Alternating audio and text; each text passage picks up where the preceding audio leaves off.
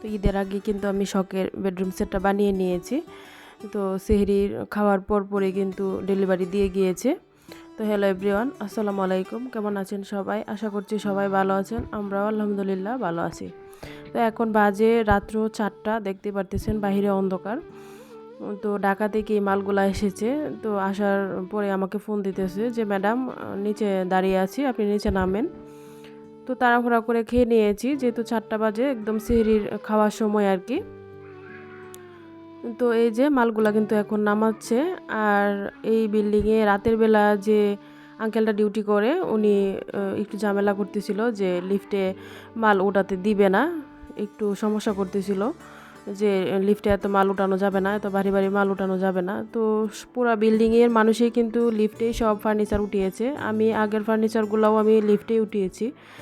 তো এখন ওই লোকটা ঝামেলা করতেছিল, তো তারপরও একটু কথা কাটাকাটি করলাম। করার পরে তাড়াতাড়ি করে বললাম যে ভাইয়ারা একটু তাড়াতাড়ি করে লিফটে তুলে ফেলেন। তো তারপর এই যে একদম লিফটের সামনে এনে কোনো রকম আনা হয়েছে আর কি। তো অনেক শখ করে এই ফার্নিচারগুলো বানিয়েছি, অনেকটা সময় কিন্তু লাগিয়েছে। অনেক দিন আগে অর্ডার করেছিলাম, অনেক ভালো লাগা নিয়ে এই ফার্নিচারটা বানিয়েছি। তো জানি না কতটুকু কি ভালো হবে। পুরো একটা বেডরুম সেটই কিন্তু আমি বানিয়েছি। তো এখানে আমি 4 পাল্লার একটা আলমারি করেছি। তো আমার অনেক দিনের একটা ইচ্ছা ছিল যে অনেক বড় করে একটা আলমারি করব। তো এখানে আমি অনেক বড় করে একটা আলমারি করেছি। আর এই ড্রেসিং টেবিলটা আমার খুবই পছন্দের। এটা আমার আসলে অনেক পছন্দ করেই বানিয়েছি। তো এটার সাথে কিন্তু টুলও আছে। তো এই বাইয়াগুলো অনেক ভালো ছিল। আর আমি ভাবলাম যে একটু তাড়াতাড়ি এসেছে, ভালোই হয়েছে। আমি ফার্নিচারগুলো বাসায় রেখেই আমি আসলে গ্রামের জন্য বেরিয়ে পড়বো, কেননা সময় যেহেতু আর বেশি নেই। আর এখন আমি কোন রুমে এই ফার্নিচারগুলো রাখবো সেটা দেখিয়ে দিচ্ছি। ওই যে ওই রুমটাতে কিন্তু ফার্নিচার, আমার সেগুন কাঠের ফার্নিচারগুলো আছে। আর এই রুমটা আমি একদমই ফাঁকা করে রেখেছি। এই যে ম্যাট্রেস আর তুষকও বানিয়ে রেখেছি। তো এই পুরো রুমটাতেই কিন্তু সবগুলা ফার্নিচার বসাবো। আর পুরো রাত্রই কিন্তু আমাদের কারোরই ঘুম হয় নাই। এই যে দেখতে পারতেছেন বাইরে কিন্তু এখনও রাত্র অন্ধকার, সকাল হয়নি এখনও। তো সারা রাত্রি কারোরই ঘুম হয় নাই। তো এমনিতেও সেহরি খাওয়ার পরেই ঘুমানো হয়। তো এখন তো সেহরি খাওয়ার পরেই এই মালগুলা এসেছে। তো এখন তো ওদেরকে সময় দিতে হচ্ছে। এই যে এখন 5টা মতো বাজে, কারণ এরা নিচে থেকে মালগুলো উপরে উঠাতে উঠাতে 5টা বেজে গেছে। তো এই যে এরা এখন কাঠটা সেট করতেছিল। তো সারা রাত্র ঘুম হয় নাই। তো ভাবলাম একদম বাড়িতে গিয়েই ঘুমাবো, এখন আর ঘুমাতে গেলে লেট হয়ে যাবে। আর এখন যেহেতু ঈদের মার্কেট, আমার হাজব্যান্ডেরও যেহেতু বিজনেস, উনি বাসায় আছে। তো উনি বলতেছিল যে একটু তাড়াতাড়ি গেলে ভালো হয়, কারণ যেহেতু এখন ব্যবসার সময়, উনি না থাকলে আবার না হবে, এই জন্য। তো ভাইয়াগুলো অনেক ভালো ছিল, ওরাও তাড়াতাড়ি করে চলে এসেছে। আর খুব যত্ন সহকারে মালগুলো উপরে উঠিয়েছে। ওরা এখন খাটটা সেট করতেছিল। আর এই যে এই গদি খাটটা আমি বানিয়েছি। আগের 2টা খাট আমার বাসায়, তো ওটা হলো গদি ছাড়া। তো এই গদি দিয়ে আমি এই খাটটা বানিয়েছি। তো জানি না এটা ইউজ করে আমি কতটুকু শান্তি পাবো কি, কেননা এগুলো তো অনেক ময়লা হয়ে যাবে। এগুলা কিভাবে কি ক্লিন করতে হয়, আমি যেহেতু আগে ইউজ করি নাই, আমি তেমন জানিও না।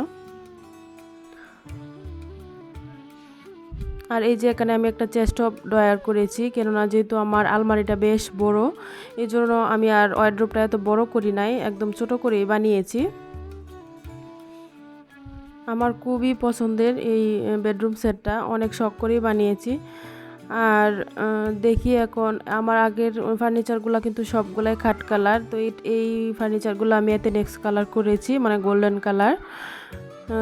দেখা যাক কি হয়। তো এখনকার আসলে যে ফ্ল্যাটগুলো হয়, এত ছোট ফার্নিচার আসলে পুরোপুরিভাবে রাখার কোনোই সিস্টেম নেই, কোনোভাবেই আসলে রাখা যাচ্ছিল না। তো বললাম ওদেরকে যে কোনো রকমভাবে এখন রেখে দেন, পরে আমি বাড়িতে গিয়ে এসে যেভাবে সাইজ করার পরে সাইজ করে রাখবো।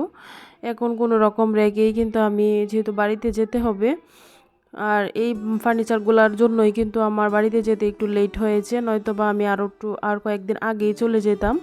তো ওরা বলতেছিল যে ঈদের আগেই ডেলিভারি দিবে।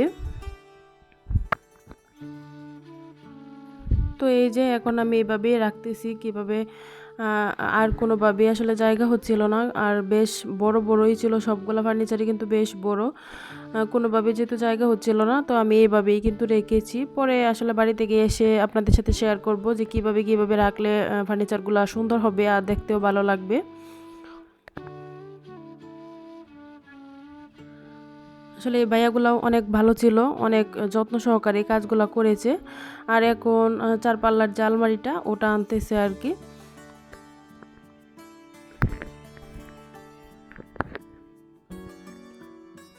তো চার পাল্লার আলমারি আসলে বেশ বড়। আর ওরা দেখলাম যে ইজিলি ভাবেই বাসায় নিয়ে আসলো।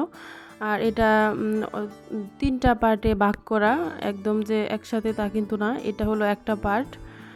আর 2 পার্ট করে আর কি।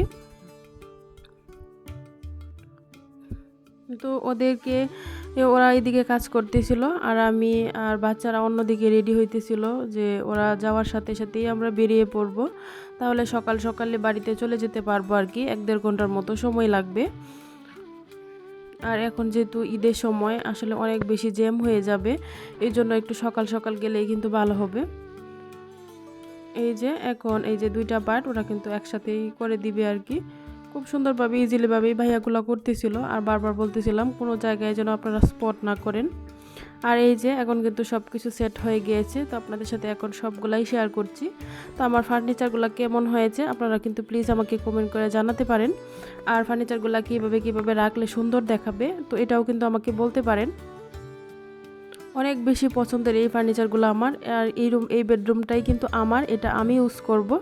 আর বাকি যে আগের যে ফার্নিচারগুলো আছে ওগুলা আমার মেয়ের জন্য দিব, আমার মেয়ের বেডরুম ওইটা। তো সব কিছুই কিন্তু আপনাদের সাথে শেয়ার করব ঈদের পরে বাড়ি থেকে আসার পরে। তো ড্রেসিং টেবিলের জন্য আমার খাটের সাথে ম্যাচিং করে কিন্তু আমি একটা টুলও বানিয়েছি। তো টুলটা কিন্তু আমার বেশ পছন্দ হয়েছে। তো এই যে একদম কিউট একটা টুল। তো আজকের মতো আমার ভিডিওটি এই পর্যন্তই। সবাই ভালো থাকবেন, সুস্থ থাকবেন। আল্লাহ হাফেজ, আসসালামু আলাইকুম।